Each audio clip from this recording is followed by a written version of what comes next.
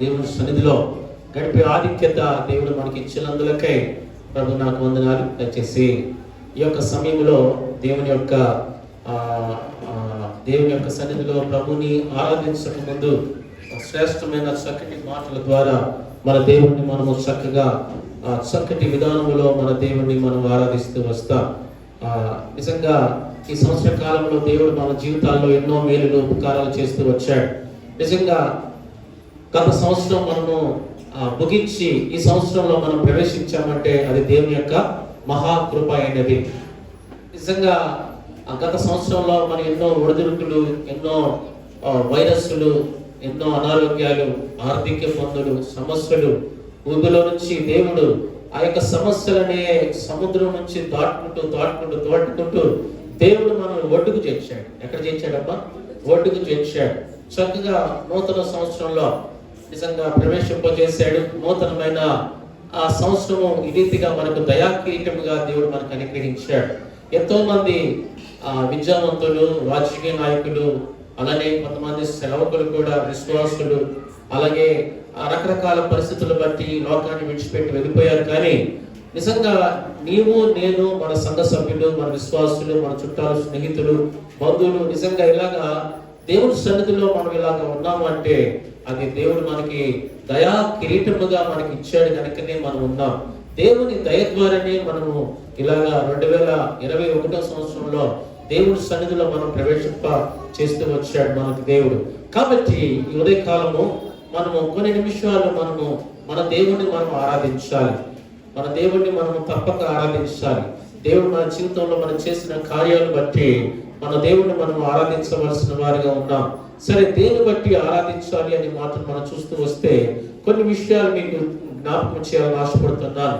దాన్ని బట్టి మన దేవుణ్ణి ఆరాధిస్తూ వస్తాం. చూడండి, కీర్తనలో 121వ అధ్యాయము, లేకపోతే యెషయా గ్రంథము 27వ అధ్యాయము 3వ వచనం మొట్టమొదటిగా చదువుకుందాం. యెషయా 27:3 అందరు కలిసి చదువుకుందాం. బైబిల్స్ ఉన్నవారు దయచేసి బైబిల్స్ తెరిచి ఈ యొక్క చక్కటి వాక్యాన్ని చదువుకుందాం. ఈ బైబిల్స్ ఉన్నాయమ్మా, దయచేసి తెరవండి, చూద్దాం. అందరం కలిసి ఈ చక్కటి వాక్యాన్ని విందాం. నాతో కలిసి చదువుదామా? యెహోవాను నేను దానికి కాపు కాయించున్నాను, ప్రతి నిమిషము నేను దానికి నీరు కట్టుచున్నాను, ఎవడును దాని మీదకి రాకుండాను దివారాత్రములు దాన్ని కాపాడుచున్నాను. దేవుడి వాక్యాన్ని దీవించునుగా. చిన్న ప్రార్థన చేద్దాం. ప్రేమగల తండ్రి, కృపగల దేవా, స్తోత్రాలు, వందనాలు. అవునయా తండ్రి, ఉదయకాలం నేను ఆరాధించడానికి కొరకు నీ సన్నిధికి వచ్చిన విధానం బట్టి స్తోత్రాలు. ఈ ఆరాధన, చక్కటి ఆరాధన మీకు అర్పించడానికి యోగ్యమైన రీతిలో చక్కగా నీకు ఆరాధన చెల్లించడానికి సహాయం చేయండి. మమ్మల్ని కాచి కాపాడి భద్రపరిచి నూతన సంవత్సరంలో ప్రవేశింపచేశారు. ఎంతో మంది ప్రభా తండ్రి ఈ ధన్యత లేదు, ఈ భాగ్యం లేకుండా ఉన్నవారు ఉన్నారు. కానీ మాకైతే ఈ యొక్క ధన్యతను, భాగ్యాన్ని మాకు అందించినందుకు స్తోత్రాలు. ఈ 2021 సంవత్సరంలో చక్కగా నేను స్తుతించి ఆరాధించి కృపను, భాగ్యాన్ని మాకు అందించమని ప్రార్థన చేస్తూ ఈ కృప కోరుకుంటూ యేసయ్య పరిశుద్ధమైన నామములో స్తుతించి ప్రార్థించి అతివేయంగా వేడుకుంటున్నాం తండ్రి, ఆమేన్. ఇక్కడ మనం చూసినట్లయితే దేవుడు మనల్ని కాపాడే దేవుడు అనే విషయాన్ని మనకి ఇక్కడ రాయబడుతూ వచ్చింది. మన దేవుడు కాపాడే దేవుడు అనే విషయాన్ని గుర్తు చేసుకొని మన దేవుడు మనం ఆరాధిస్తాం. చెప్పండి అమ్మా, ఏ దేవుడు? మన దేవుడు కాపాడే దేవుడు. ఇక్కడ బైబిల్లో చూస్తూ వస్తే యెషయా గ్రంథంలో అంటాడు, ఈ దేవుడు ఎలాగున్నాడంట? దేవుడంట మనల్ని కాపు కాస్తూ ఉన్నాడంట. ప్రతి నిమిషము కూడా మనల్ని ఏం చేస్తున్నాడంట? దానికి నీరు కడుతున్నాడంట. ఎలాగైతే ఒక చెట్టును, లేకపోతే ఎలాగైతే ఒక ద్రాక్ష వనానికి, లేకపోతే ఒక చెట్టుకు ఎలాగైతే కాపుదల కాస్తారో ఆ చుట్టూ కూడా దానికి చుట్టూ కాపి పెట్టి అలానే దానికి చక్కటి వాటర్ అంటే నీళ్లు పెట్టి, దాని తర్వాత ప్రతి నిమిషం కూడా దానికి దాని మీదకి ఎవడు కూడా, ఏ దుష్టమోహం కానీ, ఏ బయట నుంచి వచ్చే ఏ వ్యక్తి కూడా దాని మీదకి రాకుండా దాని మీదకి దివారాత్రులు ఏ రీతిగా ఆ యొక్క తోట యజమాని దాన్ని కాపుదల కాస్తూ వస్తాడో, అలాగే దేవుడు కూడా తోటమాలిలాగా దేవుడు కూడా మన చుట్టూ కూడా ఆయన చక్కగా అవన్నీ కూడా కట్టలు కట్టి చక్కటి నీరును పోసి, అలాగే చుట్టూ కూడా ఎవరు రాకుండా ప్రహరీలాగా లేకపోతే ఒక గోడలాగా ఆయన కంచెలాగా మన జీవితాలకు ఉండి దేవుడు దివారాత్రులు మనల్ని కాల్చి కాపాడుతూ వచ్చాడు. అందుకోసమే మనం ఇక్కడ ఉన్నాం, అందుకోసమే మనం ఇక్కడ దేవుడిని ఆరాధించగలుగుతూ ఉన్నాం. నిజమే, ఆ దేవుడు కానీ మనల్ని అలాగా కాపాడుకుని ఉంటే మనం ఎప్పుడో ఏ దుష్టమోహానికో, లేదా ఏ సాతాను అపవాదికో, లేకపోతే ఏ లోకంలోనో, లేకపోతే ఇంకెక్కడో వైరస్లో, లేకపోతే అనారోగ్యంలో, ఇబ్బందుల్లో పడిపోయి మనము దూరం అయిపోయి మనము వెళ్ళిపోయేవారు. కానీ దేవుడు కృప వలన, దేవుడు దయ వలన దేవుడు మనల్ని చక్కగా ఒక తోట యజమాని ఎలాగైతే తోటను చక్కగా చూసుకుంటాడు, అలాగే ఆయన మనకి తోట యజమానిలాగా ఉండి చక్కగా మనల్ని చక్కగా చూసుకుంటూ వచ్చాడు. ఇంతవరకు మనల్ని ఈ 2020 సంవత్సరం అంతా మనకి నీరు పెట్టాడు. వాక్యము, చక్కటి వాక్యాన్ని ఇచ్చాడు, వాక్యం ద్వారా పోషించాడు, చక్కటి ఆరోగ్యాన్ని ఇచ్చాడు, చక్కటి నెమ్మది ఇచ్చాడు, చక్కగా దేవుడి సన్నిధికి నడిపించాడు. కాబట్టి దేవుడు కాపాడే దేవుడుగా మన జీవితంలో ఉన్నాడు. ఆ దేవుడిని మనం అందుకని ఆరాధించవలసిన వారిగా ఉన్నాం. అయ్యా, నువ్వు మమ్మల్ని కాపాడావయ్యా, కాపాడి భద్రపరిచావయ్యా అని చెప్పి ప్రభువుని మనం ఆరాధించాలి. దేవుడు ఏ విషయాల్లో మనం కాపాడుతూ వచ్చాడంటే 3 విషయాలు మనం చూస్తాం. నెంబర్ 1, ఒకటి మనల్ని కాపాడింది ఏ విషయాల్లో మనం కాపాడాడు అంటే, ఫస్ట్ మనల్ని ఆత్మను కాపాడిన దేవుడు. చెప్పండి, ఏం కాపాడాడు? మన ఆత్మను కాపాడిన దేవుడు. చదవండి, యోబు గ్రంథం 10వ అధ్యాయం 12వ వచనం. యోబు గ్రంథము 10వ అధ్యాయము 12వ వచనం. ఎవరైనా అందరు చదవండి, త్వరగా చదవండి. జీవము అనుగ్రహించి నా ఎడల కృప చూపితివి, నీ సంరక్షణ చేత నా ఆత్మను కాపాడితివి. నిజంగా ఇక్కడ చూడండి, ఇక్కడ అచ్చున్న మాట యోబు గ్రంథంలో యోబు అచ్చున్న మాటగా మనం చూడవచ్చు. దీన్ని ఏమొచ్చున్నాడంటే, యోబు నా ఆత్మను నీవు నీ సంరక్షణ చేత నా ఆత్మను నువ్వు కాపాడావయ్యా అంటున్నాడు. ఎవరైనా? యోబు. నిజంగా యోబు ఒకానొక సందర్భంలో యోబు జీవితంలో మనం చూస్తే యోబు చుట్టూ దేవుడు కంచె వేసి, మొదటి అధ్యాయం మనం చదువుకున్నట్లయితే యోబు జీవితంలో చూస్తే యోబు ఒక భక్తి కలిగిన వాడు, యథార్థవంతుడు, భూమి మీద అలాంటి వాడు లేడు. అలాంటి వ్యక్తి జీవితాన్ని మనం చూస్తే దేవుడే యోబు చుట్టూ కంచె వేసి దుష్టుడు అపవాది రాకుండా చక్కటి కంచె వేసి యోబును కాపాడుతూ వచ్చాడు.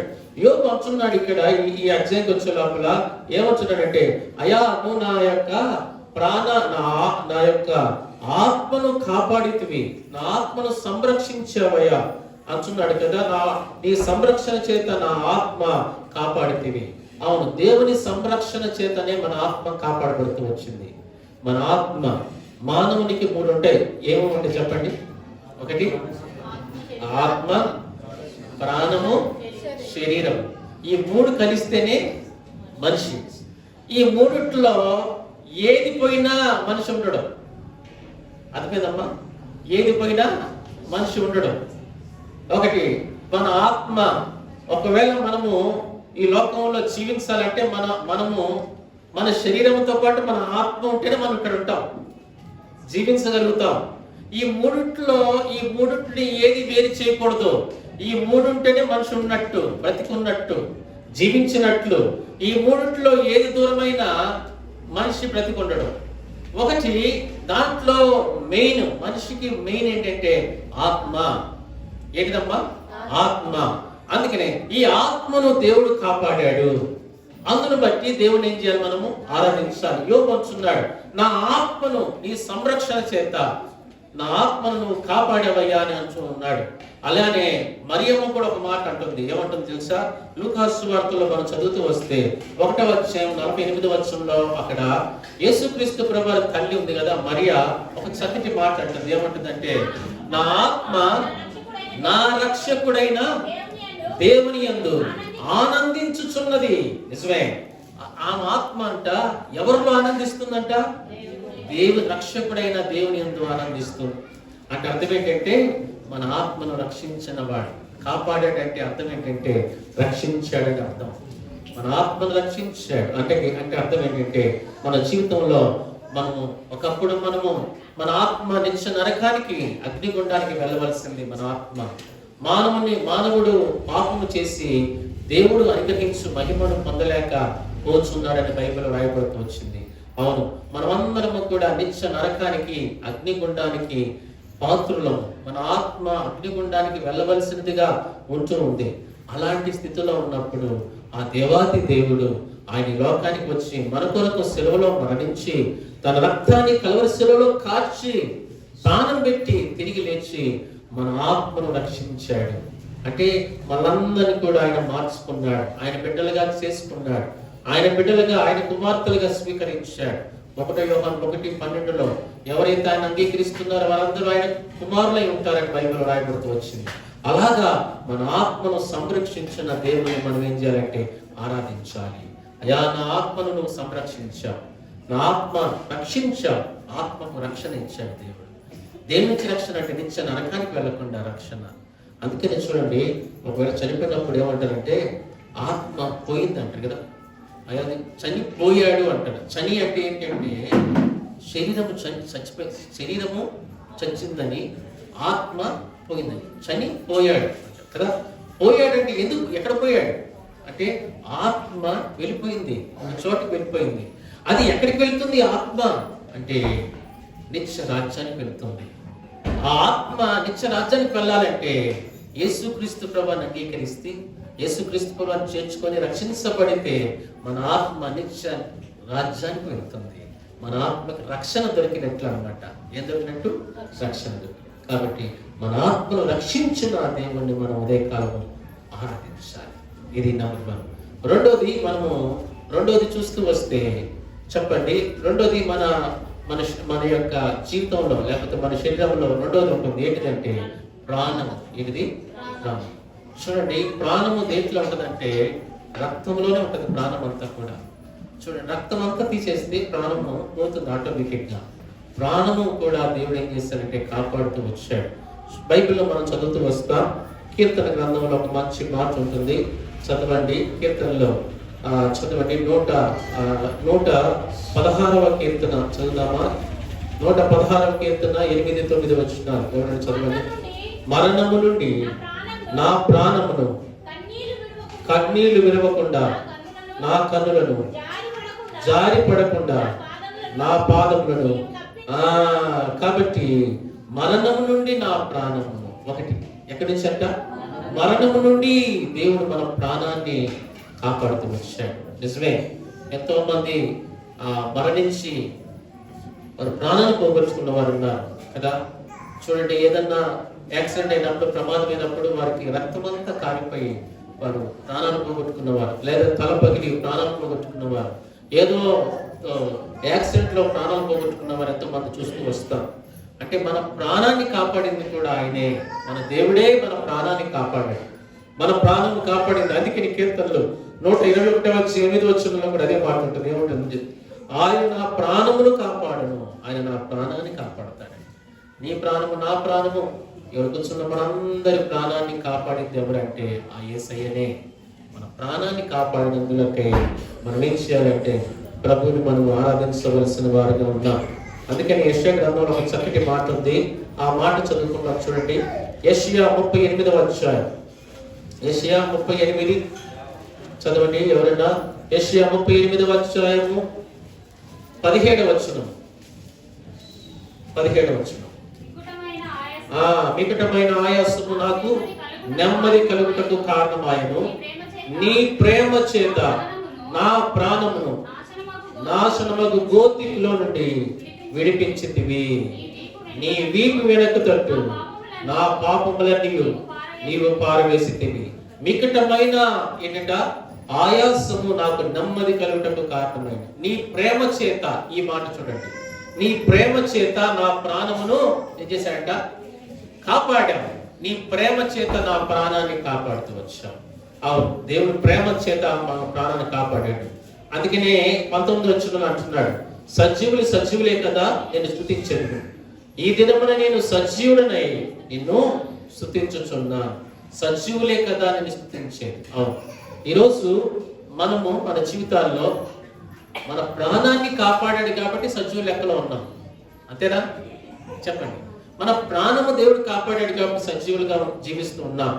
సజీవులే కదా నేను స్తుతించేది అని భక్తుడు అంటున్నాడు. అవును, సజీవ లెక్కలో మనం చేర్చుకున్నాడు కాబట్టి ఈరోజు సజీవులుగా దేవుడు బ్రతికించున్నాం కదా. మన అందరం కూడా ప్రభువుని ఆరాధించాలి. అయ్యా, సజీవ లెక్కలో నన్ను చేర్చుకున్నావు, అందును బట్టి స్తోత్రాలయ్యా. నా ప్రాణాన్ని నువ్వు కాపాడావు, నా ప్రాణాన్ని మరణం నుండి కాపాడావు, మరణం నుండి నా ప్రాణాన్ని కాపాడావు, అందును బట్టి నీకు స్తోత్రాలు అని చెప్పి మన దేవుడిని మనం ఏం చేయాలంటే ఆరాధించాలి. ఇది రెండోదిగా మనం చూస్తున్న చక్కటి మాట. మూడవదిగా మనం చూస్తూ వస్తే మన శరీరాన్ని కూడా కాపాడాడంట దేవుడు. ఏం చేశాడంట? శరీరాన్ని కూడా కాపాడు. చదవండి, కీర్తనలో 34వ అధ్యాయము 20వ వచనం. కీర్తనలో 34వ అధ్యాయం 20వ వచనం. ఎవరైనా చదవండి. ఆయన మన ఎముకలన్నిటినీ కాపాడును, వాటిలో ఒక్కటైనను విరిగిపోదు. కాబట్టి ప్రభు అంటున్న మాట, దేవుని వాక్యం చెప్తున్న మాట, మన ఎముకలన్నిటినీ కాపాడేటట్టు. అంటే అర్థం ఏంటంటే మన యొక్క ఎముకలు, అలానే మన చర్మము, మన యొక్క శరీరం అంతా కూడా దేవుడు కాపాడుతూ వచ్చాడు. దాన్ని ఒక్కటి కూడా ఎరగలేదంట. మన ఎముకలన్నిటినీ కాపాడాడని మాటను మనం చూస్తూ ఉన్నాం. కాబట్టి దేవుడు మన యొక్క శరీరాన్ని కూడా, శరీరంలోకి ఏ గాయము కూడా లేకుండా, ఏది కూడా దెబ్బ తగలకుండా, అందుకని కీర్తనలో ఉంటుంది ఏదంటే పగటి వేళ బాణములకైనను, రాత్రి వేళ సంచరించు తెగుళ్ళకైనను భయపడమని కదా కీర్తనలో ఆ మాట భయపడి ఉంటుంది. కాబట్టి దేవుడు నిజంగా అలాగా దేవుడు కాపాడుతూ వచ్చాడు. అందుని బట్టి కూడా ప్రభుని ఆరాధించాలి. చూడండి, కీర్తనలో 91వ అధ్యాయం చూస్తే, రాత్రి వేళ కలుగు భయములకైనను, పగటి వేళ ఎదురు బాణములకైనను నీవు భయపడవు. కాబట్టి అలాగా ఏ బాణానికి కూడా, ఏ బాణం కూడా తగలకుండా, ఏది నొప్పి తగలకుండా దేవుడు మనల్ని కాస్తూ వచ్చాడు, కాపాడుతూ వచ్చాడు.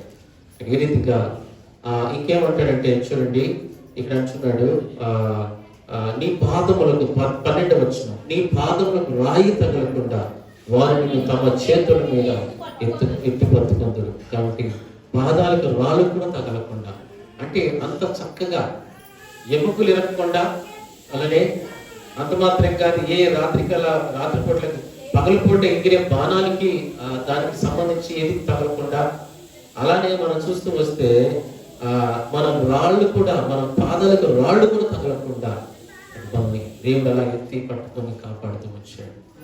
అలాగా దేవుడు నిజంగా ఆనాడు ఇశ్రాయేలు ప్రజలను కూడా అలాగే నడిపించాడు. మన జీవితంలో కూడా దేవుడు అలాగే చేస్తూ వచ్చాడు. మన శరీరాన్ని చక్కగా కాపాడుతూ వచ్చాడు. అందుని బట్టి మన దేవుని ఏం చేయాలి? మనం ఆరాధించాలి. అందుకని అలాంటి ఆరాధన మనం మన దేవునికి అర్పించాలి. అయ్యా, నిజమే, నా ఆత్మను కాపాడావు, నా ప్రాణాన్ని కాపాడావు, అలాగే నా శరీరాన్ని కూడా కాపాడావు. ఆత్మను కాపాడాడు దేని నుంచి అంటే పాతాళానికి వెళ్ళకుండా మన ఆత్మను కాపాడాడు. చెప్పండి, ఎక్కడి నుంచి? ఒకవేళ ఆత్మను కానీ దేవుడు కాపాడుకుంటే మనం ఎక్కడ ఉండేవాళ్ళం అంటే పాతాళంలో ఉండేవాళ్ళం. కాబట్టి పాతాళానికి వెళ్ళకుండా మన ఆత్మను కాపాడాడు. అలానే రెండవదిగా మన ప్రాణాన్ని కాపాడాడు. రెండవదిగా ఏం చేశాడు? ప్రాణాన్ని కాపాడాడు. దేని నుంచి అంటే మరణం నుండి మన ప్రాణాన్ని కాపాడాడు. మరణం నుండి. అలాగే మూడవదిగా మన ఎముకలను కాపాడు. దేని నుండి అంటే మన శరీరంలో నుండి. అంటే అర్థం ఏంటంటే ప్రాణ, ఆత్మ, శరీరాన్ని దేవుడు ఏం చేశాడు? కాపాడాడు కదా. అందుకనే ఈ మూడిట్లో ఏది మిస్ అయినా మనం ఇక్కడ ఉండేవాళ్ళం కాదు. ఒకవేళ మన ఆత్మ పోయిందంటే మనిషి ఉండడు కదా. ప్రాణం పోయినా ఆత్మ ఉండదు, శరీరం పోయినా ప్రాణం ఉండదు. కాబట్టి ఈ మూడు ఒకదానికి లింక్ ఉంది. కాబట్టి దేవుడు మూడిటిని కాపాడాడు. అమ్మా, మూడిటిని కాపాడాడు, వేరు కాదు. ఈ మూడు కలిస్తేనే మనిషి, ఈ మూడు కలిస్తేనే మనం జీవించే ప్రాణిగా జీవించగలుగుతాం. ఈ మూడింటిని కూడా దేవుడు సంరక్షించాడు. ఎట్లయితే ఒక తోటమాలి ఎలాగైతే ఒక ద్రాక్ష తోటను దాని చుట్టూ కూడా త్రవ్వి నీరు పెట్టి దానికి ఎవడు కూడా రాకుండా దాన్ని కాపాడుతూ భద్రపరుస్తూ వచ్చాడో, అలాగే దేవుడు కూడా ఆ తోటమాలి అయిన క్రీస్తు మనల్ని ఆ యొక్క చుట్టూ అనగా దేవుని మందిరంలో నాటి చక్కగా మనల్ని చుట్టూ నీరు పోస్తూ వాక్యం చేద్దాం అంటే దేవుడు మనల్ని కట్టుతూ మన చుట్టూ కంచి వేసి కాపాడుతూ భద్రపరిచి చక్కగా ఈ సంవత్సర కాలం అంతా కూడా మన జీవితంలో పొడిగించి చక్కటి కృపను అనుగ్రహించాడు. నిజంగా దేవుడు చేసిన మేలు గొప్పది. నిజంగా ఆ దేవుడిని ఆరాధిద్దామా. అయ్యా నువ్వు కాపాడే దేవుడిగా ఉన్నందుకు స్తోత్రాలు అని చెప్పి మన దేవుడిని మనం కొద్ది నిమిషాలు మనం ఆరాధించేద్దాం. ప్రకటన గ్రంథము 21వ అధ్యాయం. ప్రకటన గ్రంథము 21వ అధ్యాయము. అందరం కలిసి ఒక మాట చదువుకుందాం. 5వ వచనం చదువుకుందాం. ప్రకటన 21:5. అందరం కలిసి చదువుకుందాం. అందరం బైబిల్స్ ఉన్నవారు దయచేసి మీరు కలిసి నాతో కలిసి చదవండి. 21వ అధ్యాయము 5వ వచనం మనందరం కలిసి. అప్పుడు సింహాసనాసీనుడై ఉన్నవాడు ఇదిగో సమస్తమును నూతనముగా మైనవిగా చేయించున్నాడని చెప్పాను. చాలు, ఇది నాతో పలకండి. ఇదిగో సమస్తమును నూతనమైనవిగా చేయించున్నాడు. చాలు, మరొకసారి. ఇదిగో సమస్తమును నూతనమైనవిగా చేయించున్నాడు. ప్రార్థన చేసుకుందాం. ప్రేమల తండ్రి, కృపగల దేవా స్తోత్రాలు. ఈ యొక్క వాక్యాన్ని మా కొరకు దీవించి ఆశీర్వదించి మా అందరితో మీరు మాట్లాడండి. పరిశుద్ధాత్ముడా మమ్మల్ని బలపరచు, స్థిరపరచు నాయన. ఈ నూతన సంవత్సరంలో ప్రవేశింప చేసినందులకై స్తోత్రాలు. చక్కటి తీర్మానాలతో ప్రభుత్వంలో పాల్పొందడానికి సహాయం చేయమని యేసయ్య పరిశుద్ధమైన నామంలో ప్రార్థించి వేడుకుంటున్నాం తండ్రి. ఆమేన్. అయితే మన జీవితాల్లో నూతనమైన కార్యము దేవుడు నూతనమైనవి చేయాలని ఆశపడుతున్నాడు. సమస్తము కూడా నూతనముగా చేయాలని ఆశపడుతున్నాడు. దేవుని వాక్యం ఇది. సమస్తము కూడా నూతనంగా మార్చాలని ఆశపడుతూ ఉన్నాడు. ఎంతమందికి ఇష్టం నూతనంగా అంటే న్యూగా కనపడాలని? ఎంతమందికి ఇష్టం చెప్పండి. ఇష్టమా లేదా? నూతనం అంటే చాలా ఇష్టం మనకి. చూడండి, పాతవి సాధారణంగా చాలా మందికి ఇష్టపడరు. ఈ నూతన సంవత్సరంలో అందరూ చక్కటి నూతనమైన వస్త్రాలు వేసుకొని రావాలని కోరుకున్నారు కదా. ఆల్మోస్ట్ అందరూ బట్టలు కొనుక్కుని ఉంటారు, అంటే నూతనమైన వస్త్రాలు. అలానే కొంతమంది నూతనంగా బైకులు కొంటారు. నూతన సంవత్సరంలో చక్కటి నూతనమైన బైక్, పాత బైక్ కొనుక్కుంటారు. నూతనంగా కారు కొనాలని ఆశపడతారు, చక్కటి కార్లు. అలా నూతన సెల్ ఫోన్ కదా, పాత సెల్ ఫోన్ తీసేసి కొత్త సెల్ ఫోన్ కొనుక్కోవాలి ఈ సంవత్సరంలో, నూతన సెల్ ఫోన్. అలాగే నూతనంగా మన ట్రెండ్ కూడా మారాలని ఆశపడతాం. అంటే మన ప్యాంట్ షర్ట్ కూడా ఒకప్పుడు ఎట్లా ఉండే పరిస్థితి కాకుండా ఇప్పుడు ట్రెండ్ ఎలా నడుస్తుందో అలాగా మన షర్టు ప్యాంట్ కూడా అలాగే కుట్టించుకుంటాం. రెడీమేడ్ వస్త్రాలు కూడా మనం అలా వేసుకుంటాం కదా. ఒకప్పుడు స్త్రీలు జాకెట్లు ఎలా ఉండేవి, ఇప్పుడు ఎలా ఉన్నాయి కదా. ఒకప్పుడు స్త్రీలు చీరలు ఎలా కట్టేవారు, ఇప్పుడు ఎలా కడుతున్నారు. ఒకప్పుడు పురుషుడు బ్రదర్స్ వారి ప్యాంట్లు ఎలా ఉండేవి, ఇప్పుడు ఎలా ఉన్నాయి ప్యాంట్లు. ఒకప్పుడు యవనస్తుడు యంగ్ బాయ్స్ వాళ్ళ స్టైల్ ఎలా ఉండేది, ఇప్పుడు ఎలా ఉంది. ఇక్కడ మోకాలు దగ్గర చిచ్చుకొని కొంచెం ఇక్కడ అక్కడ కొంచెం చిరిగి అలా ఉంది. ఇది అది తర్వాత 2021లో మరి ఎక్కడ చిచ్చుతారో తెలియదు, మళ్ళీ ఎక్కడ చిచ్చుకొని అలా పోతారో తెలియదు. తర్వాత 2020లో స్టైల్ అంతా కూడా పైకి ఫోర్క్ స్టైల్, పంది స్టైల్ అనమాట. పందికి కూడా పైన ఇట్లుంటుంది చూసారా, అలా జుట్టు, ఆ స్టైల్ అనమాట. అందరూ అదే స్టైల్. పంది అది పిచ్చుక స్టైల్. ఇంకొకటి ఏంటంటే పిచ్చుక గూడు పెట్టుకుంటాక ఎట్లయితే దానికి బొచ్చు కావాలో ఇదంతా గొరికించి పైన బొచ్చు పెట్టింటారు ఇట్లా. ఫర్ ఎగ్జాంపుల్ మనకి ఎవరు ఉన్నారా చూస్తున్నా, ఇక్కడ ఎవరున్నారు? కొన్ని స్టైల్స్, ఇదంటే పిచ్చుక గూడు స్టైల్ అనమాట అది. కాబట్టి ఎన్ని స్టైల్స్ అన్ని కూడా ఈ ట్రెండ్ అంతా కూడా మారిపోతున్న కొలది. ఒకప్పుడు మనకి ఇట్లాంటి కటింగ్ లేవు కదా. ఆడవాళ్ళకి కూడా రకరకాల కటింగ్స్ అన్ని కూడా మంచి జడ దేవుడిస్తే దాన్ని మొత్తం కట్ చేపించేసి ఇంకా రకరకాల స్టైల్ గా ఇట్లా తీయడము. ముందు కొంచెం వాళ్ళే లాగుతారు ముందుకి, అది పడదు, వాళ్ళే లాగుంటారు ముందుకి, నీకు తెలియదు. అది పాపం పడిందని మళ్ళీ ఇలా అనుకుంటారు, అంటే అదొక స్టైల్ అనమాట. ఇట్లా అనుకోవడం, ముందుకు లాగడం స్టైల్, ఇట్లా అనుకోవడం స్టైల్. అలా అయితే రకరకాలుగా ఈ ట్రెండ్ అంతా కూడా మారిపోతుంది రాను. నిజమే, ఇప్పుడు సెల్ ఫోన్ లో కూడా మంచి, ఇప్పుడు ఇంతకుముందు 3G, ఇప్పుడు 4G కదా సెల్ ఫోన్ 4G, తర్వాత స్పీడ్ కూడా, దాని తర్వాత ఈ నెట్ ఇంటర్నెట్లు కూడా చాలా రకాలుగా వచ్చేసినాయి. సెల్ ఫోన్ లో కూడా చాలా టైప్స్ వచ్చేసినాయి. ఇంతకుముందు లాగా కాదు. ఇంతకుముందు మనకి ఎంతో 20,000 30,000 పెడితే గానీ మంచి సెల్ ఫోన్ వచ్చేది కాదు. ఇప్పుడు 5,000 రూపాయలు పెడితే చాలు, లోకమంతా దాంట్లో ఉంటుంది నెట్. నెట్ అంటే ఇప్పుడు అంతకుముందు ఎంతో కష్టం, ఇప్పుడు నెట్ అంటే మీకు రీఛార్జ్ తో పాటు నెట్ ఇచ్చేస్తున్నాడు. అంటే ప్రపంచం నూతనమైన విధానానికి, ట్రెండ్కి బాగా అలవాటు పడిపోయింది. నూతనమైన విధానం. ఒకప్పుడు మనం సరుకు తెచ్చుకోవాలంటే ఎంతో ప్రయాసపడి ఈ షాప్ ఆ షాప్కి వెళ్ళాలి. ఇప్పుడు ఏం లేదు, జస్ట్ ఫోన్, నీ ఫోన్ ఉంటే చాలు, నీ సరుకులు కూడా నీ ఇంటికి వస్తుంది కదా. రీఛార్జ్ చేసుకోవాలంటే కూడా సెల్ ఫోన్లోనే. నువ్వు బ్యాంక్కి వెళ్ళి డ్రా చేసుకొని వస్తుందా, డైరెక్ట్ ATM పెడితే నీకు వచ్చేస్తుంది, బ్యాంక్ వెళ్ళాల్సిన అవసరం లేదు. అలాగా తర్వాత ఆన్లైన్ ట్రాన్స్ఫర్, ఇక్కడ నుంచి అక్కడికి, అక్కడి నుంచి ఇక్కడికి ఆన్లైన్లో డబ్బులు ట్రాన్స్ఫర్ చేసుకోవచ్చు. అంటే సిస్టమ్ అంతా కూడా అప్డేట్ అయిపోతుంది. ఒక సేవకుడు ఇలా అన్నాడు, మనం కానీ అప్డేట్ కాకపోతే అవుట్డేటెడ్ అయిపోతామంట. ఏదంట, నువ్వు కానీ అప్డేట్ కాకపోతే ఎప్పటికప్పటికి అవుట్డేట్ అయిపోతావంట. నిజమే. కాబట్టి ఆ ప్రపంచమంతా అలాగా పరిగెత్తుతుంది. ఈ కంపెనీ వాడు ఇంకా కొంచెం ఆఫర్స్ ఇస్తే ఆ కంపెనీ వైపు ప్రపంచం అంతా కూడా వెళ్ళిపోతుంది. ఈ కంపెనీ వాడు ఇంకో ఆఫర్స్ ఇస్తే ప్రపంచం అంతా మీ వైపు వెళ్ళిపోతుంది కదా.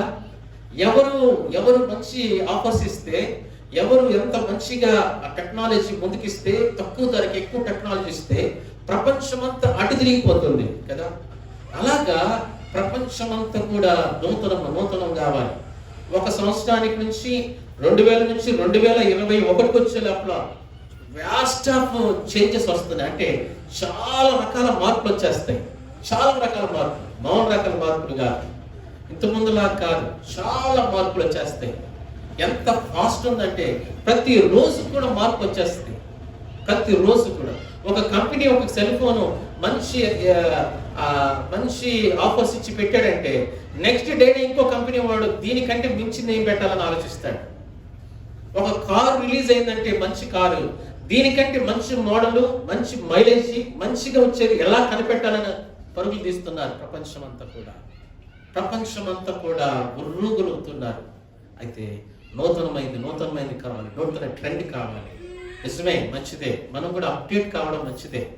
అయితే ఈ ప్రపంచంలో ఎలాగైతే మనం అప్డేట్ అవుతున్నామో అలానే మన ఆత్మీయ విషయంలో కూడా నూతనమైనవి మార్పులు మనం జరగాలి.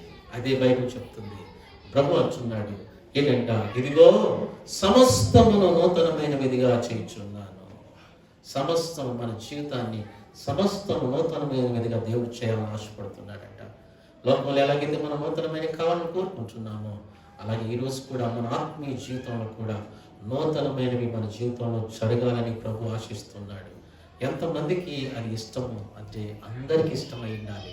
ఎందుకంటే నూతనమైనవి ప్రభు మన జీవితంలో జరిగించాలని కోరిక ఉన్నది. ఈ లోకంలో వరకు ఈ ట్రెండ్ అనేది పనికొస్తాయి, కానీ తర్వాత ఈ ట్రెండ్ లేదు, పనికిరావు కదా. ఈ లోకం వదిలిపెట్టిన తర్వాత ఏ ట్రెండ్ మనకి పనికిరాదు కదా. అయితే మన జీవితంలో ఆత్మీయంగా మన జీవితంలో నూతనమైన కార్యాలు జరిగితేనే మన జీవితంలో అది మనకెంతో ఆశీర్వాదకరంగా దీవెనకరంగా ఉంటూ వస్తాయి. సరే, దేవుడు మన జీవితాన్ని నూతనంగా మార్చాలని ఆశపడుతున్నాడు. ఈ మధ్యాహ్న కాల సమయంలో నూతనంగా మన జీవితాన్ని మార్చాలని ప్రభు ఆశపడుతున్నాడు.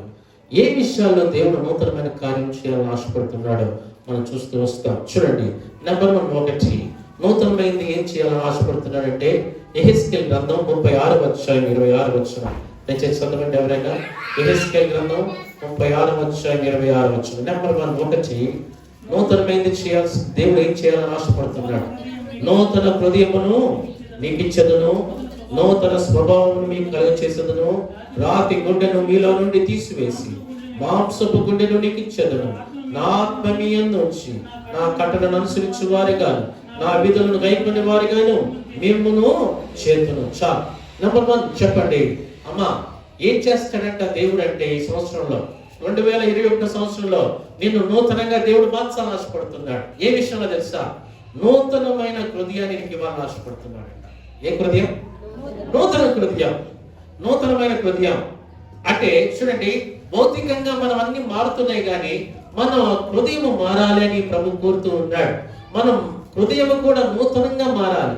అలానే ఇంకొక విషయం ఏంటంటే నూతన స్వభావము కూడా మారాలి. మన స్వభావము, మన హృదయము పూర్తిగా మారాలని ప్రభు ఆశిస్తూ ఉన్నాడు. ఎంతమందికి ఈ యొక్క ఈ హృదయాన్ని మారాలని, మార్పు చెందాలని ఆశపడుతున్నారు నాకు తెలియదు. కానీ మన హృదయం అనేది తప్పనిసరిగా మారాల్సిందిగా ఉంది. తప్పనిసరిగా మార్పు చెందవలసిన వారంగా ఉన్నాం. మనం పైన ఎన్ని పట్లేసుకున్నా మన హృదయంలో మార్పు చెందకపోతే మనము దేవుని రాజ్యానికి వెళ్ళలేం. అందుకని హృదయ శుద్ధి కలవారు ధన్యులు, వారు దేవుని చూచెదరని బైబిల్లో ఉంది. మన హృదయం మారకపోతే మనం దేవుణ్ణి చూడలేము, ఆ రాజ్యానికి వెళ్ళలేము. ఆ రాజ్యంలో ఆ దేవుణ్ణి మనం చూడలేము. మనం పైకి ఎన్ని బట్టలు వేసుకున్నా, ఎంత ట్రెండ్ మనం ఉపయోగించినా, ఎంత చేసినప్పటికీ కూడా మన హృదయంలో మార్పు రాకపోతే, మన హృదయం చేంజ్ కాకపోతే, అది యేసు రక్తముతో కడగబడకపోతే, మన జీవితంలో ఆ మార్పు జరగకపోతే మన దేవుడిని మనం చూడలేమంట, ఆ రాజ్యానికి వెళ్ళలేమంట. అందుకనే బైబిల్లో బైబిల్ మాట చూస్తూ వస్తే ఇర్మియా గ్రంథం 17వ అధ్యాయం 9వ వచనంలో ఏముందంటే, హృదయము ఎలాంటిదంటే ఘోరమైనది, మోసకరమైనదంట. మోసకరమైనది, ఘోరమైన వ్యాధి కలిగిందంట హృదయం. దాన్ని ఎవరు గ్రహించడం లేదని బైబిల్లో రాయబడుతూ వచ్చింది. మనం గ్రహించాల్సిన సత్యం ఏంటి తెలుసా? 2021 సంవత్సరంలో ఏంటంటే హృదయము ఘోరమైంది, వ్యాధి కలిగింది. ఈ హృదయాన్ని మనం మార్చుకోవాలి. హృదయములో శుద్ధి కలగాలి, హృదయములో మార్పు జరగాలి అంటే యేసయ్యను అడగాలి. యేసయ్య రక్తం ప్రోక్షించబడాలి, యేసుక్రీస్తు ప్రభువుని చెంతకు రావాలి, ఆయనను అడగాలి. ప్రభా, నా హృదయాన్ని మార్చయ్యా, నా హృదయంలో ఉన్న పాపాన్ని తీసివేయి, నా హృదయంలో ఉన్న యొక్క అలవాట్లని తీసివేయి, నా స్వభావాన్ని మార్చు, నా పద్ధతులు మార్చు. ఈ సంవత్సరం మన జీవితంలో మన స్వభావాలు, మన హృదయాలు మార్చుకోవాలండి. పాపం నుంచి, పాప స్వభావం నుంచి మనం విడిపించబడాలి. పాప సంబంధమైన స్వభావం, కఠినమైన స్వభావం, రాతి గుండె లాంటి స్వభావం, ఇవన్నీ మార్పు చెందాలి. మనం మెత్తని వ్యక్తులుగా మార్చబడాలి. గోధుమ పిండి ఎలాగైతే మెత్తం ఉంటుందో అలాగే మనం మెత్తని స్వభావంగా మార్చబడాలి. ఇక్కడ రాయిలాగా గట్టి స్వభావం ఉండకూడదు. కొంతమంది స్వభావాలు ఎన్ని సంవత్సరాలు, ఎన్ని దెబ్బలు తిన్నా వారు మనసు మాత్రం, ఆ స్వభావం మాత్రం మార్చుకోరు. దెబ్బ మీద దెబ్బ, దెబ్బ మీద దెబ్బ, దెబ్బ మీద దెబ్బ, నష్టం మీద నష్టం, నష్టం మీద నష్టం. ఎన్ని తగిలినా ఆ బండబారిపోయిన మనసు మాత్రం మారదు కదా. మారాలండి. ఈ రోజన్నా మారాలండి. అదే ప్రభు చెప్తున్న వాక్యం. మన మనసు మార్చుకోవాలి.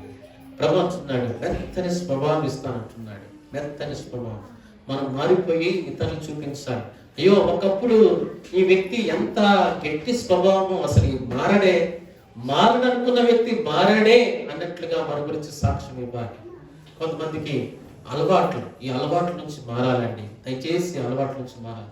త్రాగుతున్న ఎవరైనా, ఇక్కడ కూర్చున్న వారు త్రాగుతూ అలవాటు పెట్టేవారు మీ అందరూ ఎవరన్నా ఉంటే, అందరూ కాదు, కొంతమంది ఆ అలవాటుకి బానిసైన వారు ఎవరైనా ఇక్కడ కూర్చొని ఉంటే మనం మారాలి. త్రాగు నుంచి విడిపించబడాలి. బ్రదర్ రాత్రి వచ్చి అంటున్నాడు, అన్నా ఇక నుంచి నేను త్రాగనన్నా అని అంటున్నాడు. నిజంగా ఆ బ్రదర్ జీవితంలో దేవుడు అలాంటి కార్యము జరిగించాలని నిజంగా కోరుకుంటూ ఉన్నాం. అందరూ కూడా ఇంకెవరైనా అలవాటు, త్రాగుడు అనే అలవాటుకి బానిసైన వారు మన హృదయం మారాలి. నీ భార్య ఏడ్చి కన్నీరు గార్చినా నువ్వు త్రాగుడు మాత్రం మానలేకపోతున్నావు. ఆమె మైనములాగా కరిగిపోతుంది, కన్నీరు కారుస్తుంది, కానీ నీ త్రాగుడని మానుకునే ఆ యొక్క మనసత్వం ఎందుకు మారడం లేదు, అర్థం కావడం లేదు. ఎన్ని సంవత్సరాలు అయిపోయింది. త్రాగద్దండి అని ఎన్ని చెప్పినా, చిన్న పిల్లలు కూడా, నీ ఇంట్లో పిల్లలు, ఎదిగిన పిల్లలు కూడా నీకు చెప్తున్నారు తండ్రిగా, అయినా నువ్వు తాగుతూనే ఉన్నావు, అయినా నీ మనసు మారడం లేదు. ఎన్ని సంవత్సరాలు అయిపోయింది తాగి హృదయము గట్టిగా చేసుకొని త్రాగుతూ ఉన్నాము. ఈ రోజన్నా మారవా అని ప్రభు చెప్తూ ఉన్నాడు. ప్రభు అంటున్నాడు, నేను మారుస్తాను, నా దగ్గరికి రా అంటున్నాడు. ఈ రోజన్నా మన జీవితాలు మార్చుకుందాం. 2021 సంవత్సరంలో ప్రభు అంటున్నాడు, నీ హృదయాన్ని మారుస్తాను, నీ స్వభావం కూడా మార్చేస్తాను. ఇంతకు ముందు త్రాగుడంటే ఇష్టపడేవాడివి, ఇష్టం లేకుండా చేసేస్తాను. బండి పాడిపోయిన రాడ్డు లాంటి నీ హృదయాన్ని, కఠినమైన నీ హృదయాన్ని, ఎవరు చెప్పినా వినని హృదయాన్ని, ఎంత చెప్పినా కనీసం కనికరము రాని నీ హృదయాన్ని దేవుడు అంటున్నాడు, నేను మార్చేస్తానంటున్నాడు, నీ హృదయాన్ని మార్చేస్తానంటున్నాడు. కొంతమంది చాలా గట్టిగా ఉంటారు, కొంతమంది చాలా గట్టిగా ఉంటారు, చాలా మూర్ఖత్వంలో ఉంటారు. ఎంత చెప్పినా వారు మారరు. వారు సొంత వారు పోగొట్టుకున్న వారు మారరు, ఎంత నష్టపోయినా మారరు, ఎంత కష్టాలు పాలైపోయినా మారరు, ఎంత సమస్యలు వచ్చినా మారరు, ఎంత రోడ్డు పాలైపోయినా మారరు. ఈరోజు మన జీవితం మారాలి ప్రభు. అందుకని నువ్వు మారుతావనే 2021 దేవుడు నీకు ఇచ్చాడు. నువ్వు మారుతావని దేవునికి నీ మీద నమ్మకం ఉంది. లేకపోతే 2020లోనే కరోనానో లేకపోతే ఇంకో వైరస్ ఏదో వచ్చి మనము ఉండేవాళ్ళం కాదేమో. నువ్వు మారుతావని దేవునికి నమ్మకం కుదిరింది నీ మీద. అందుకని ఈరోజు ఈ సంవత్సరం కూడా నువ్వు ఉన్నావు. త్రాగినా దేవుడు నిన్ను ఉంచాడు. నీ హృదయం గట్టిగా ఉన్నా, బిగుగట్టుకుని కూర్చున్నా దేవుడు నిన్ను ఉంచాడు. ఎందుకంటే దేవుడికి నీ మీద నమ్మకం ఉంది. ఈ సంవత్సరంలో మారుతాడు ఈ వ్యక్తి, ఈ సంవత్సరంలో నువ్వు మారుతావు అని ప్రభుకి నీకు నీ మీద నమ్మకం ఉంది. కాబట్టి ఈ సంవత్సరం నీకు దేవుడు దయాకిరీటంగా ఇచ్చాడు. దయాకిరీటంగా దేవుడు నీకు ఇచ్చాడు. నా ప్రియమైన తమ్ముడు, కొంతమంది యవనస్తులు ఇక్కడ మారడం లేదు, మారాలి, మార్పు చెందాలి. మార్పు చెందిన బిడ్డలాగా మనం మార్పు చెందుతూ రావాలి. చిన్న బిడ్డలు చూడండి, ఫస్ట్ నేను వచ్చినప్పుడు కొత్తలో మన మధ్యలో ఉన్న ఎవరు జాబెచ్ కదా, నడవలే, ఇప్పుడు నడుస్తూ వచ్చాడు. చాలా సంతోషం. వాళ్ళ తాత పట్టుకొని నడుచుకుంటూ వస్తున్నాడు. వాళ్ళ అమ్మ ఎంత బాధపడిందో, అన్నా నా కొడుకు నడవడం లేదన్నా, ప్రార్థన చేయండి అన్నా, ప్రార్థన చేయండి అన్నా. ఈరోజు తనంతటా తను నడిచాడు. మార్పు చెందాడా లేదా? చెందాడా? అప్పుడులాగే ఉన్నారా? లేదు కదా. అలానే గ్లోరీకి దేవుడు ఇచ్చిన పాప ప్రెగ్సీ, ఫస్ట్లో మనం ఎత్తుకొని వచ్చాం, పిల్లలు ఎత్తుకొని వచ్చి ఇప్పుడు ఏం చేస్తుందా? అమ్మాయి ఎంత అమ్మాయి నడుస్తుందా లేదా? మార్పు జరిగిందా? సంవత్సరానికి మార్పు వచ్చిందా? నీ పిల్లల్ని కూడా ఒకసారి చూడవా, ఒకసారి నీ పిల్లల్ని గమనించు, ఎంత మార్పు వచ్చింది చూడండి. నీ పిల్లలు ఈ సంవత్సరం నుంచి వచ్చే సంవత్సరానికి ఎంత మార్పు వస్తుందో చూడండి. లాస్ట్ ఇయర్ నుంచి ఈ సంవత్సరానికి ఎంత మార్పు వచ్చిందో చూడండి. మనం మార్పు చెందిన పిల్లలమైతే కానీ ఎక్కడికి వెళ్ళమంట? పరలోక రాజ్యంలోకి వెళ్ళమంట. అంటే మనలో కూడా మార్పు జరగాలి, నూతనమైన మార్పు, మనలో మార్పు జరగాలి. ఒకప్పుడు దేవుడు అంటే నీకు ఇష్టం లేదు, కానీ ఈరోజు మీకు సంవత్సరం తిరిగే లోపల ప్రభువులోను ఎలా ఉండాలంటే ప్రభు అంటే ఇష్టమై ఉండాలి. ఒకప్పుడు నీకు బైబిల్ అంటే ఇష్టం లేదు, ఈరోజు బైబిల్ మార్పు చెంది బైబిల్ కొనుక్కోవాలి. ఒకప్పుడు ప్రార్థన అంటే ఇష్టం లేదు, మార్పు పొంది బాప్తిసం తీసుకొని చక్కగా ప్రార్థన చేసే స్థితికి రావాలి. ఒకప్పుడు అంటే వాక్యం చెప్పాలంటే ఇష్టం లేదు, వాక్యం చెప్పే స్థితికి రావాలి, పాటలు పాడే స్థితికి రావాలి, చక్కగా దేవుని కోసం 10 మందికి స్వార్థ చేసే స్థితికి రావాలి. ఒక సేవకుల్లాగా ఎదుగుతూ రావాలి. మనం ఎదిగిన వారుగా ఉండాలి. మనలో మార్పు కలుగుతూ రావాలి. అదే ప్రభు అంటున్నాడు, నూతనమైన మార్పును దేవుడు తీసుకొస్తానని ఆశపడుతూ ఉన్నాడు. మన జీవితంలో అనుమతిద్దామా? బైబిల్లో ఒక స్త్రీ గురించి మనం చూస్తూ వస్తే, అపోస్తలుడైన పౌలు తన వాక్యం చెప్పినప్పుడు అపోస్తలుల కార్యములు 16వ అధ్యాయంలో 14వ వచనంలో అంటుంది, ఏమందంటే ప్రభు తన హృదయాన్ని తెరిచాడు. ఆమె ప్రభు తన హృదయాన్ని తెరిచింది. వాక్యాన్ని కొరకు తన హృదయాన్ని తెరిచిందంట. తన జీవితంలో గొప్ప మార్పు కలిగింది. ఆమె ఎవరంటే లూదియా. ఎవరు? లూదియా. పౌలు చెప్పిన మాట వినింది, వాక్యాన్ని వినింది, తన హృదయాన్ని ప్రభుకి ఇచ్చేది. ఒకప్పుడు తన హృదయం ఎలాంటిది? నూతన హృదయం కాదు, అన్య హృదయం, అన్య జనులాగా జీవించిన జీవితము. అయితే ఎప్పుడైతే వాక్యం వినిందో తన హృదయాన్ని మార్చుకుంది. తను రాతి లాంటి హృదయము మెత్తని గోధుమ పిండి లాంటి హృదయముగా మార్చబడింది. మెత్తని మాంసపు గుండె హృదయముగా మార్చబడుతూ వచ్చింది. అలాగా మన హృదయంలో కూడా వాక్యము ఎప్పుడైతే వెళుతుందో అప్పుడు నువ్వు ఎలా అయిపోవాలంటే మంచి మెత్తని స్వభావంలోనికి మార్చబడాలి. మెత్తని స్వభావము మన స్వభావాలు మారాలి, మన హృదయం కూడా మారాలి. అందుకని బైబిల్ ఒక మాట ఉంది, సామెతల గ్రంథంలో మనం చూస్తూ వస్తే 23వ అధ్యాయం 26వ వచనంలో ఏముందంటే, నా కుమారుడా నీ హృదయము నాకిమ్ము. ఇక్కడ ప్రభు మనల్ని పిలుస్తూ ఉన్నాడు. ప్రభు మనం పిలుస్తూ ఉన్నాడు ఈరోజు, ఈ రాత్రి, ఈ మధ్యాహ్న కాల సమయంలో.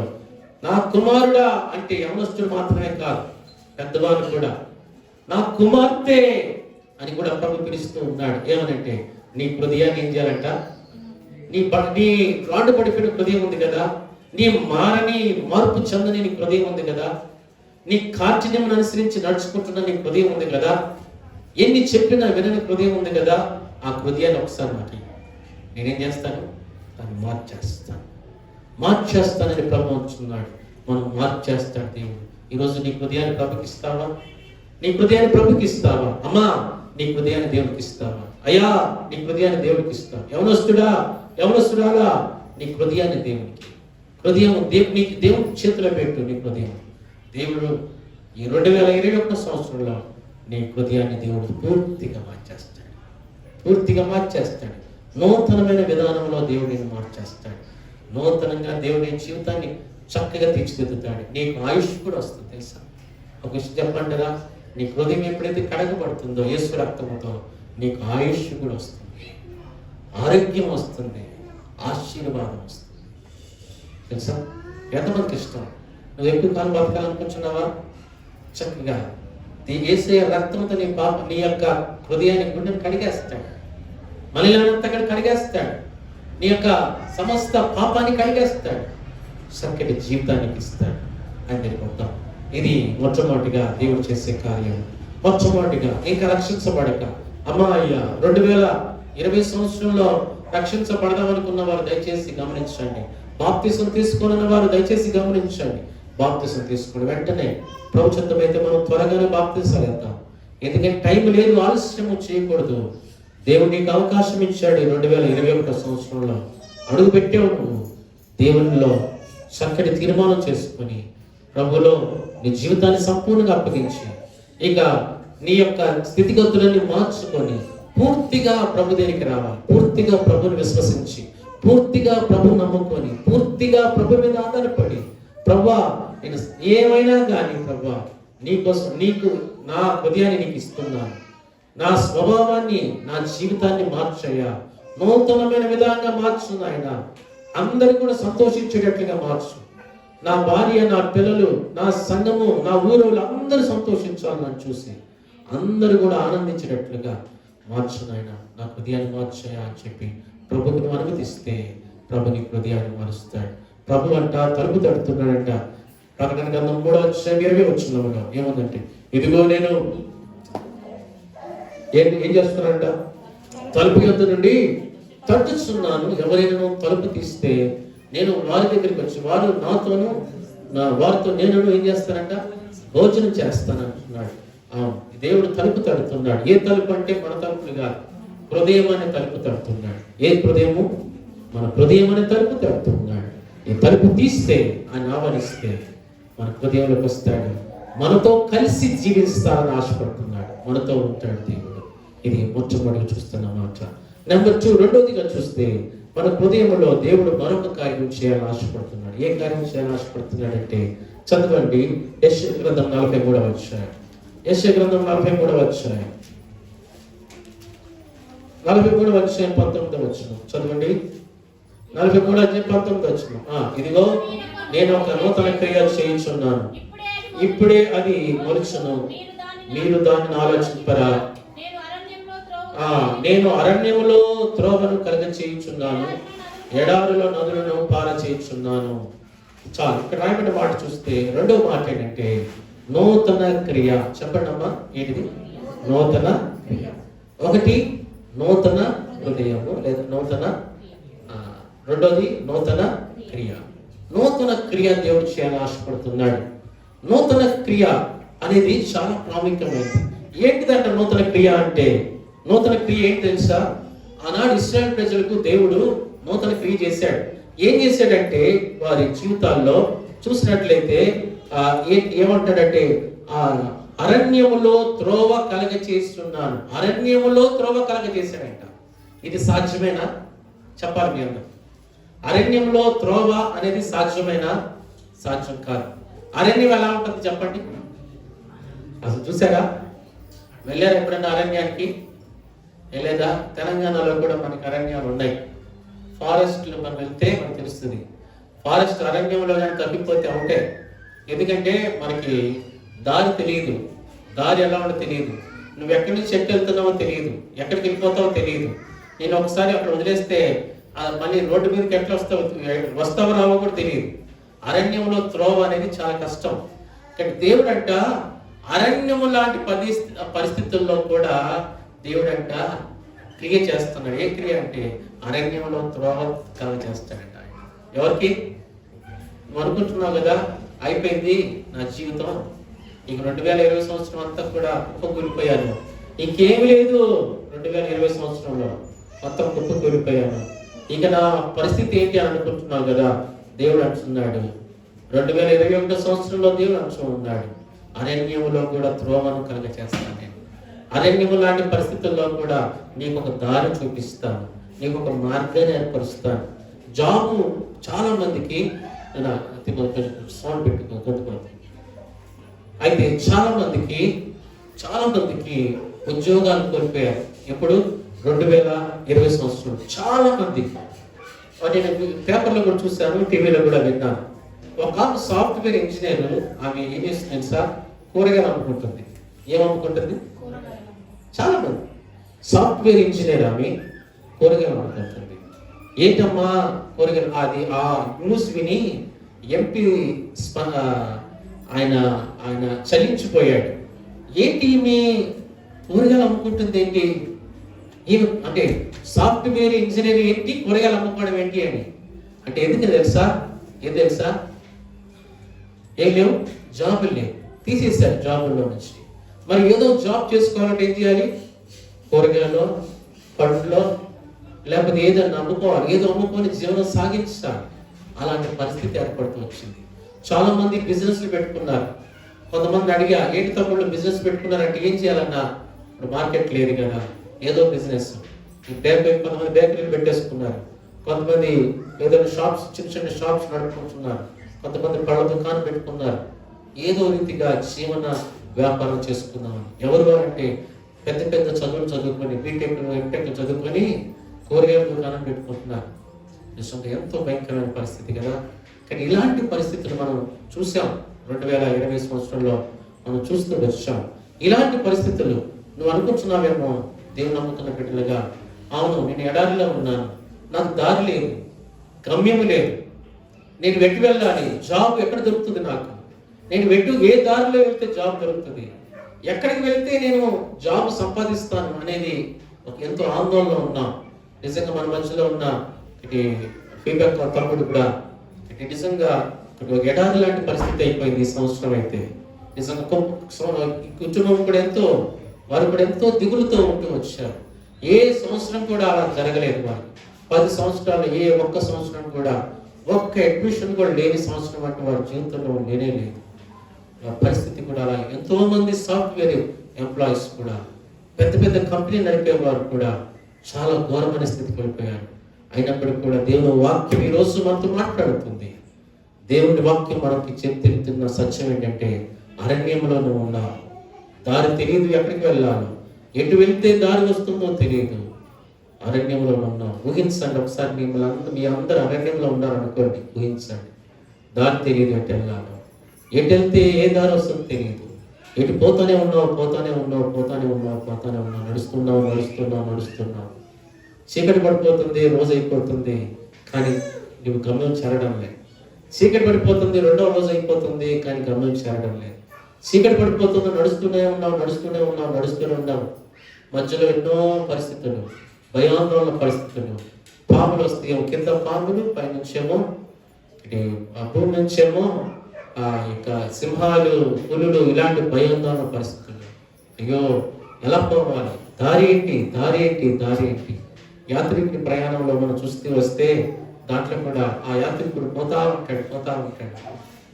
ఉంటాడు. ఎన్నో పరిస్థితులు తన జీవితంలో ఎదురవుతూ వస్తాయి.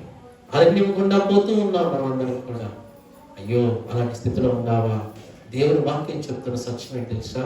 అరణ్యములో త్రోవను కలుగజేసేది ఎవరంట? అరణ్యంలో త్రోవను కలుగజేసేది నీ భవిష్యత్తును దేవుడు ఒక చక్కటి మార్గంలో నడిపించే దేవుడు. ఆయన ఆ కార్యం చేయాలని ఆశపడుతున్నాడు. చక్కగా చక్కగా నీకు జాబ్ గురించి నీ నీ నీ నీ ఎడల దేవుడికి ఉద్దేశాలు దేవుడు నెరవేర్చబోతూ ఉన్నాడు. నీ ఫ్యూచర్ అంతా కూడా దేవుడు చక్కటి దారులు తీసుకెళ్ళబోతున్నాడు. నీకు చక్కటి వివాహ సంబంధాలు దేవుడు, లేదా ఉద్యోగాలు, వ్యాపారాలు, నువ్వు చేస్తున్న ప్రతి పనిలో కూడా, నీ అరణ్యములో ఉన్నప్పటికీ కూడా, ఏమీ లేని చోట ఉన్నప్పటికీ కూడా, అక్కడి నుండి కూడా దేవుడు నీకు దారిని చూపించగలడు. అదే దేవుడు చేసే కార్యం. ఇక్కడ అంటున్నాడు, అరణ్యములో నేనేం చేస్తానంట, అరణ్యములో త్రోవను కలగ చేస్తాను, మీరు వెళ్ళే దారి చూపిస్తాను. అలానే ఎడారిలో అంట నదులు పారచేస్తాయి. ఎడారి లాంటి పరిస్థితి నిజమే. ఎడారి వచ్చింది, ఎడారిలో త్రాగడానికి నీళ్ళు లేవు. నీళ్ళు ఎక్కడ కనపడితే ఎడారిలో అంటే ఎక్కడ ఉండవు నీకు నీళ్లు. నీకు కొన్ని వందల కిలోమీటర్ల వరకు నీకు ఎక్కడ కూడా ఒక చుక్క కూడా నీళ్ళు దొరకదు నీకు ఎక్కడ. అలాంటి స్థితిలో ఒకవేళ ఊహించు, ఒకవేళ అలాగ నువ్వు ఉన్నావేమో, అలా ఉన్నావని ఊహించు ఒకసారి. అలాంటప్పుడు నీకు ఎవరు నీళ్ళు ఇస్తారు, నీ తప్పిక ఎవరు తీస్తారు అంటే ప్రవహించున్నాడు. నేను అక్కడ నదులను ప్రవహింపజేస్తా, చుక్క నీళ్ళు ఇవ్వడంగా, లేకపోతే చొమ్మ నీళ్ళు ఇచ్చి అప్పటి వరకు నీ తప్పికి తీర్చడం కాదు, నదులే నేను ప్రవహింప చేయగలను. ఎక్కడ? ఎడారిలో. ఎడారిలో నదులు ప్రవహింప చేయడం ఏంటి?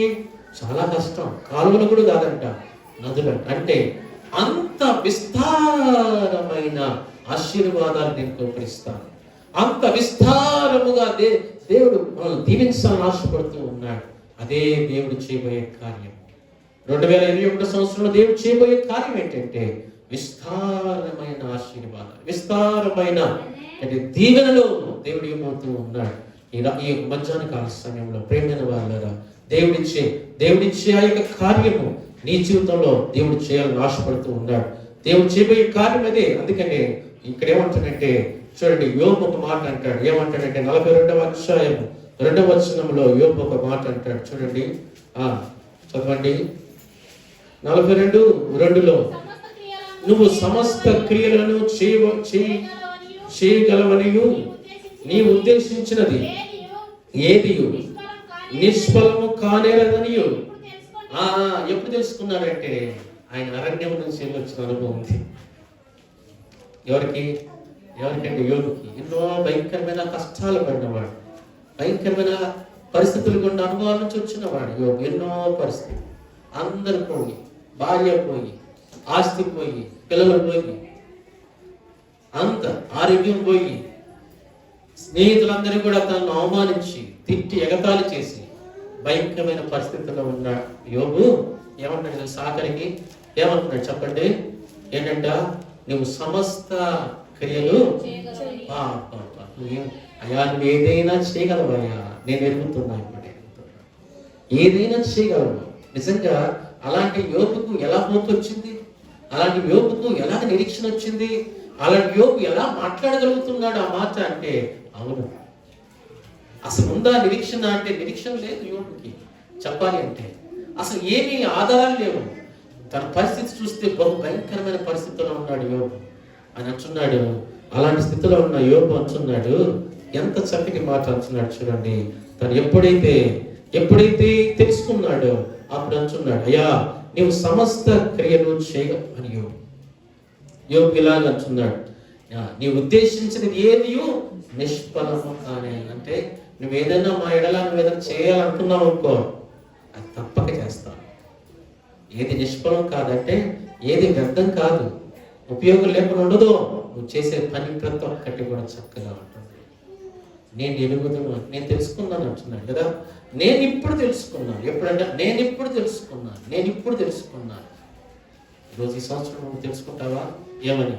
నీ దేవుడు నీ జీవితంలో గొప్పగా అరణ్యంలో త్రోవను ఏర్పాటు చేస్తాడని, అలానే ఎడారిలో నదులను ప్రవహింపచేసి నేను బహుగా దేవుడు ఆశీర్వదిస్తాడని ఇప్పుడు తెలుసుకుంటావా?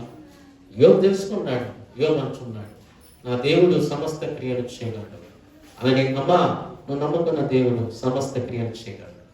అమ్మా, నువ్వు నమ్ముకున్న దేవుడు సమస్త క్రియలు చేయగలడు. ఆయన గురించి ఒక మాట ఉంది, మాట చెప్పంటారా? చదవండి. ద్వితీయోపదేశకాండం 3:24 వచనం. త్వరగా ద్వితీయోపదేశకాండం 3:24 వచనం. ఒక చక్కటి మాట ఆయన గురించి రాయబడుతూ వచ్చింది. నీ దేవుడి గురించి ఒక చక్కటి మాట ఉంది. ఆ మాట నీ చదవాలని ఆశపడుతున్నాను. ఆకాశం అందే గాని భూమి ఎందే గాని నీవు చేయు క్రియలను చేయగల దేవుడు ఎవడు? పాప ఏమంటున్నాడండి? ఆకాశం అందే గాని భూమి క్రిందే గాని కదా, భూమి ఎందే గాని నీవు చేయగల క్రియలు చేయగల దేవుడు ఎవడు? నీవు చూపు పరాక్రమ కార్యములను చూపగల దేవుడు. మన దేవుళ్ళలాగా ఆకాశము క్రింద గాని ఆకాశము పైన గాని మన దేవుడు లాంటి క్రియలు చేసే దేవుడు ఒక్కడన్నా ఉన్నాడంటే ఎవరు లేదు. అలాంటి దేవుడిని కలిగి ఉన్నాం. అలాంటి దేవుని బిడ్డలం మనం. ప్రభు అంటున్నాడు ఏమంటున్నాడంటే నూతనమైన క్రియ చేస్తా. నూతనమైన క్రియ. నీ దేవుడు లాంటి క్రియలు చేసే దేవుడు ఇంకెవడు లేదు. ఎక్కడ లేరంట?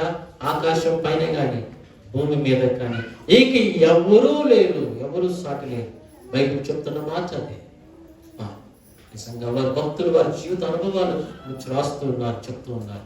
ఈరోజు నీ జీవితంలో కూడా అలాంటి కార్యము దేవుడు చేయగలడు. ఈ 2021 సంవత్సరంలో నీ జీవితంలో అలాగా ముందుకెళ్దామా? 111వ కీర్తన 2వ వచనంలో 111వ కీర్తన 2వ వచనంలో మరి చదువు త్వరగా చదవండి. 111 యెహోవా క్రియలు గొప్పవి, వాటి యందు ఇష్టం గలవారందరూ వాటిని విచారించుదురు. కాబట్టి యెహోవా క్రియలు ఎలాంటివంట? గొప్ప క్రియలు. నీ దేవుడు గొప్ప క్రియలు చేస్తాడు. అమ్మా ఈరోజు ఈ యొక్క మధ్యాహ్నం ఆ దేవుణ్ణి ఆ క్రియలు చేసే దేవుడు నీతో ఉన్నాడు కనుక నీ జీవితంలో ఆ దేవుని దగ్గరికి వస్తావా? ఆ దేవుని దగ్గరయ్యా నాలో నూతనమైన క్రియ చెయ్యయ్యా అని ప్రభుని అడుగుతావా? ప్రభు నీ జీవితంలో నూతనమైన క్రియ చేస్తాడు. ఎంతకాలం నీ జీవితంలో నూతనమైన క్రియ, దేవుని ఆశీర్వాదం, దేవుని యొక్క దీవెనలు పొందుకోకుండా నువ్వు ఉండకూడదు. ఈ సంవత్సరంలో దేవుడు నీ జీవితంలో మంచి క్రియ చేయాలని ఆశపడుతున్నాడు. నూతనమైన క్రియ దేవుడు ఆరంభించాడు. అందుకని అంటున్నాడు ఇప్పుడే ఆరంభించాడంట, దాన్ని ఆలోచించండి అంటున్నాడు. దేవుడు ఎప్పుడు ఆరంభించాడంట? ఇప్పుడే ఆరంభించాడు. ఈ సంవత్సరం ఫస్ట్ రోజే ఆరంభించాడు ఆ కార్యం. ఒకసారి ఆలోచించు నీ దేవుడు చేసే కార్యం. అందుకని ప్రభువా నువ్వు నా జీవితంలో కార్యం జరిగించు నాయన. నా జీవితంలో కార్యం నెంబర్ 1 మొట్టమొదటిది మన దేవుణ్ణి అడగవలసింది ఏంటంటే అయ్యా నాలో నూతనమైన హృదయాన్ని అనుగ్రహించు. అమ్మా అయ్యా నీ జీవితంలో ఇంకా పాపములను జీవిస్తూ ఉంటే, పాపిగానే జీవిస్తూ ఉంటే, ఇంకా విగ్రహారాధికుడిగా ప్రభువును ఎరగని దానిగా ఇంకా జీవిస్తూ ఉంటే ప్రభు దగ్గరికి వచ్చి నీ జీవితంలోని పాపాలన్నీ రహస్య పాపాలు చేస్తున్న ప్రతి పాపము కూడా యేసుక్రీస్తు ప్రభు రక్తం వారికి వచ్చి హృదయ శుద్ధి చేసుకోండి. యేసు రక్తము ప్రతి పాపం నుండి మనల్ని పవిత్రపరుస్తుంది, శుద్ధి చేస్తుంది. యేసయ్యా నా హృదయాన్ని మార్చయ్యా, నా స్వభావాన్ని మార్చయ్యా. కోపము, ఆవేశము, ఆగ్రహము, అలానే నెమ్మది లేని స్థితిగతులు, ఈ యొక్క భయంకరమైన ఆ యొక్క ప్రభా స్వభావము, ఈ వ్యభిచార స్వభావము, అలాగే భయంకరమైన మోస స్వభావము, అబద్ధ స్వభావం, ఇలాంటి స్వభావాలన్నిటి నుంచి నన్ను మార్చయ్యా. నూతన సంవత్సరంలో నేను మారాలని ఆశపడుతున్నాను. అయ్యా నా జీవితాన్ని మార్చయ్యా అని ప్రభువునికి అప్పగించుకున్నాను. నెంబర్ 2 ఎప్పుడైతే నువ్వు మారుతావో అప్పుడు నీ జీవితంలో దేవుడు నూతన క్రియ స్టార్ట్ చేస్తాడు. ప్రభుని అడుగు, ప్రభు నా నూతన క్రియ ఆరంభించున్నాయన, ఇప్పుడే ఆరంభించున్నాయన, ఇప్పుడు ఆరంభించు.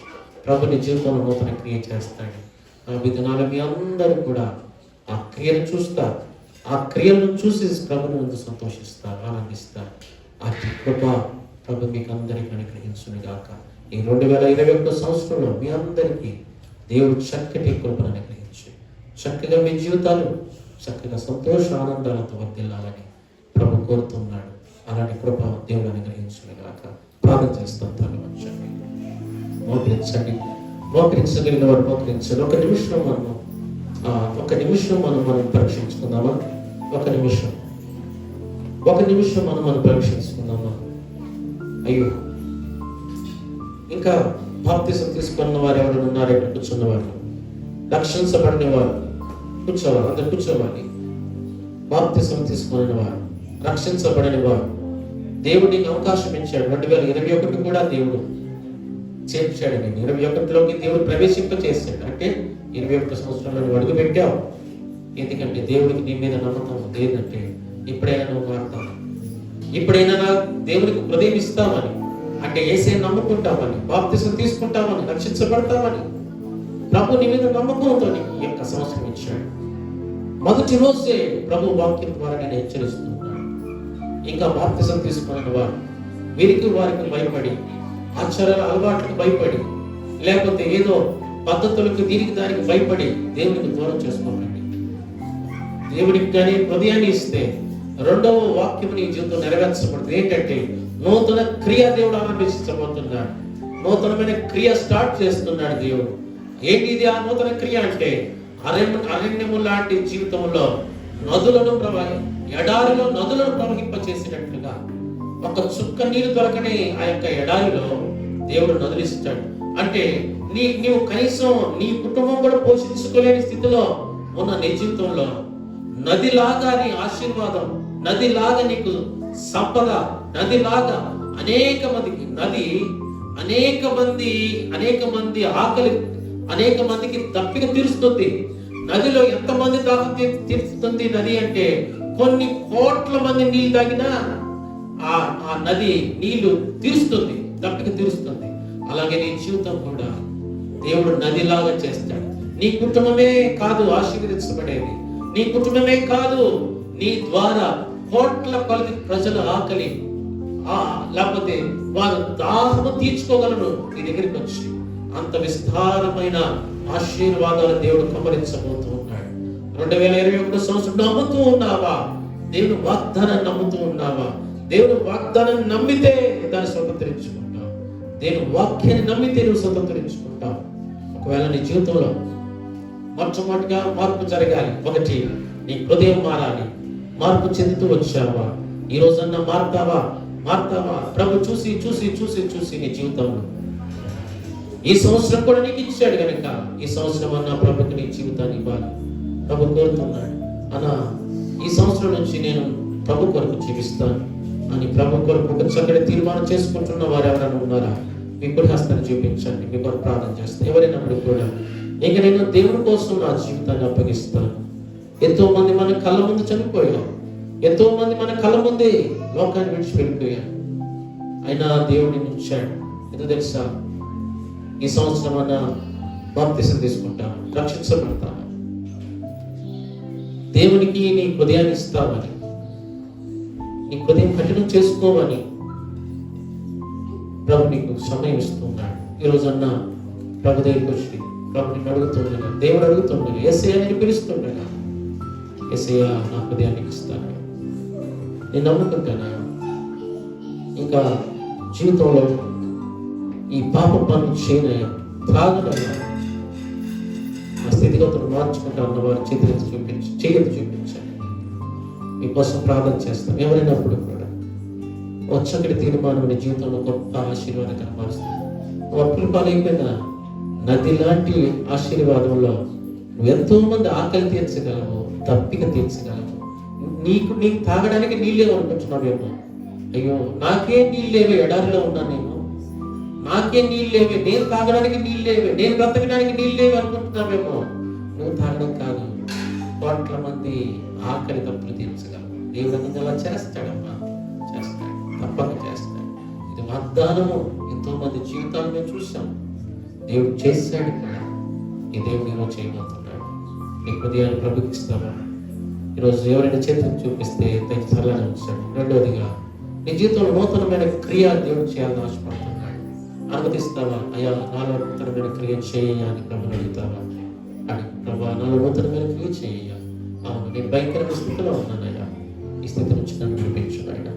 అయ్యా దాన్ని భయంకరమైన ఆర్థిక లోటుపాట్లలో ఉన్నాను, ఆ జీవితాన్ని అయ్యా ఆశీర్వాదకరంగా మార్చయ్యాలని ప్రభుని అడుగుతుంటే ఒక చిన్న ప్రార్థన నాతో కలిసి చేయండి. మీకోసం ప్రార్థన చేస్తాను. ప్రేమగల తండ్రి, కృపగల దేవా, స్తోత్రాలు వందనాలు చెల్లిస్తున్నామయ్యా. ఈ యొక్క మధ్యాహ్నకాల సమయంలో ఈ శ్రేష్టమైన చక్కటి ఉపదేశాన్ని పట్టిస్తున్నాను. అవునయ్యా తండ్రి, ప్రభా ఇదిగో సమస్తము నూతనమైన విధంగా చేయించున్నానని మాట్లాడుతూ వచ్చాను. మొట్టమొదటిగా మా జీవితాన్ని, మా హృదయాన్ని ప్రభా నూతనమైన విధంగా చేయబోతున్న స్తోత్రాలు అయ్యా. నన్ను మమ్మల్ని అందరూ నూతనమైన విధానంలో మన హృదయాన్ని మార్చేయాలి అయ్యా తండ్రి. మా హృదయంలో ఉన్న ప్రభా తండ్రి మలినమంతా కూడా కడిగివేసి నీ రక్తం ద్వారా మమ్మల్ని పరిశుద్ధపరిచి పవిత్రపరచున్నాయన. అయా తండ్రి, రెండోదిగా నూతనమైన క్రియను కూడా చేయాలి. నూతనమైన క్రియను ఆరంభించు, ఆరంభించాలి. అయ్యా, ఎడారి లాంటి పరిస్థితుల్లో ఉన్నామయ్యా ప్రభా తండ్రి, అలాగే అరణ్యం లాంటి పరిస్థితుల్లో ఉన్నాం. మాకు త్రోవ చూపించు, మమ్మల్ని ఆశీర్వదించు. అయ్యా తండ్రి, నిన్నే కోరుతూ ఉన్నాం, మాకు సహాయించు. నీ బిడ్డలు ఎవరైతే చేతి చూపించారో వారు బలపరచు, దీవించు. వాక్యం నీరుగట్టు ఫలింపచేయి. యేసయ్య పరిశుద్ధమైన నామములో ప్రార్థించి వేడుకుంటున్నాం తండ్రి.